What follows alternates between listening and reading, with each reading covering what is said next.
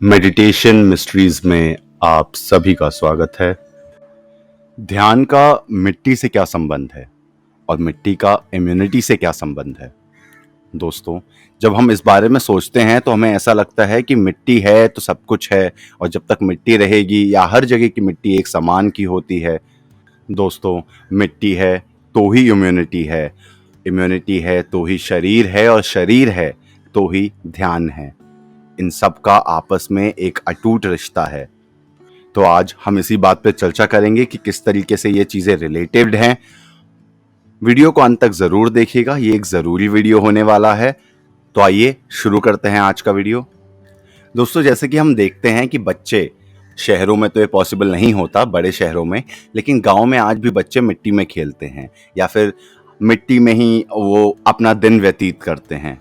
जिस तरीके से आपको पता ही होगा दोस्तों कि हमारा जो शरीर है वो पंच तत्वों से बना है और इसमें से जो एक तत्व है वो है मिट्टी। इसे पृथ्वी तत्व भी कहते हैं और पृथ्वी तत्व ध्यान में बहुत ही ज्यादा सहायक है। और इसीलिए आपने सुना भी होगा कि सुबह सुबह उठ के नंगे पांव घास पे या मिट्टी पे चलना चाहिए। दोस्तों, जब जब आप या जिस प्रकार से भी आप इस मिट्टी के संपर्क में आएंगे, आपकी जो इम्यूनिटी है वो बढ़ेगी और साधना करने में, ध्यान करने में इम्यूनिटी का बहुत बड़ा हाथ है।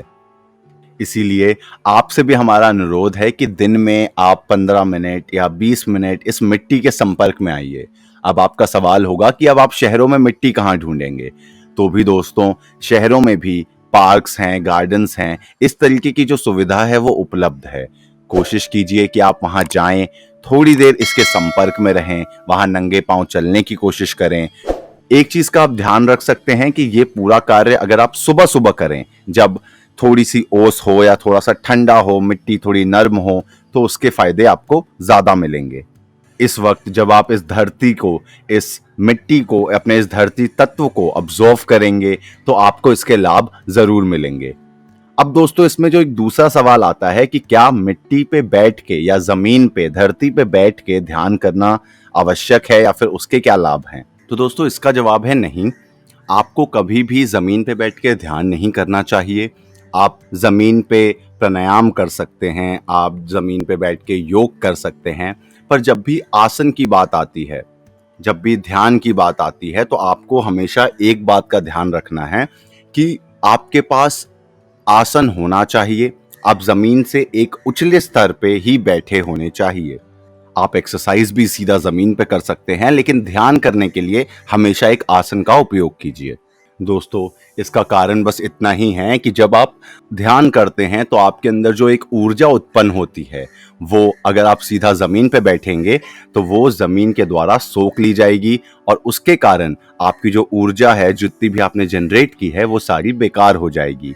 इसीलिए ध्यान करते समय बिल्कुल एक आसन का इस्तेमाल कीजिए, लेकिन उसके अलावा अगर आप योग करते हैं, अगर आप कसरत करते हैं या फिर आप खेलते हैं, तो उसके लिए आप जमीन पे सीधा मिट्टी से एक संपर्क बना के रखिए। दोस्तों, हम फिर से बताना चाहते हैं, ये दो अलग बातें हैं।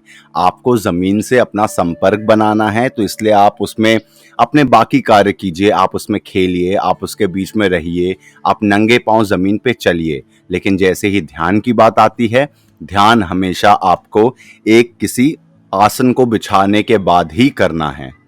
आज के लिए बस इतना ही दोस्तों। अगर आपके इससे जुड़े कोई भी सवाल हैं तो हमें जरूर बताइए।